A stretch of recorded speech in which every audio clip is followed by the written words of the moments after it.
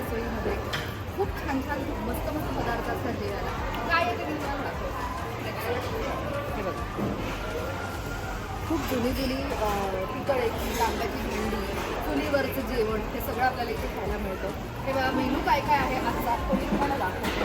इथे सॅलड्स आहेत, इथे चटण्या आहेत, लाल ठेचा आहे, तिळाची चटणी आहे, खूप वेगवेगळ्या पद्धतीच्या हाताने पिकलेल्या चटण्या सुद्धा इथे असतात. इकडे बघा हे काय हे आहे उकडलेली बोरं, शिवाय पंचामृत, पापडाचा चुरा. हे आहे सगळं काय म्हणतात आपण तोंडी लावायला जे करतो ना त्याच्यात हे आहे. मेन कोर्स जो आहे तो तिकडे आहे, त्याच्यात काय ते आपण बघूया. गरम गरम ठेचा, असा गरम गरम ठेचा ताटात घेऊन त्याच्यावर मस्त तुपाची धार आणि खायला मजा येणार. हे बघा इकडे भाकरी चालू आहे. भाकऱ्या ज्वारीची भाकरी ना, इथे भाकऱ्या भाजून चालू आहे. ही आहे ही आळूची भाजी आहे, मेथी, ओके, डाळ पालक. ही विदर्भातली स्पेशल आहे डाळ पालक. नंतर हा भात आहे आणि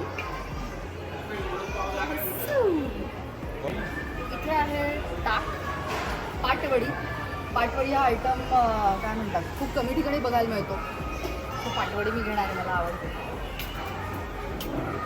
आणि इकडे आहे बटाट्याची भाजी आहे, डाळ पालक, विदर्भातली स्पेशल भाजी आहे डाळ पालक. नंतर हा आहे गोळा भात आणि हे आहे चिंचेचं सार. हे दोन आयटम्स तर I would love to try.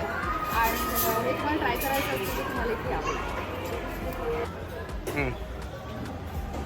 आणि हा मी घेतलेला आहे गोळा भात. आता याच्यावर आता फोडणी घ्यायची आहे.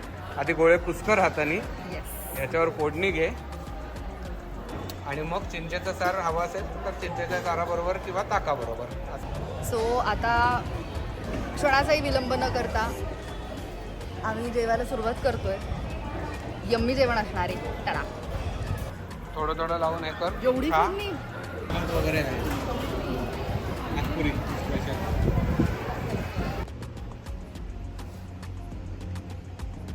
इतका छान सेल्फी काउंटर तुम्ही कधी बघितलाय का?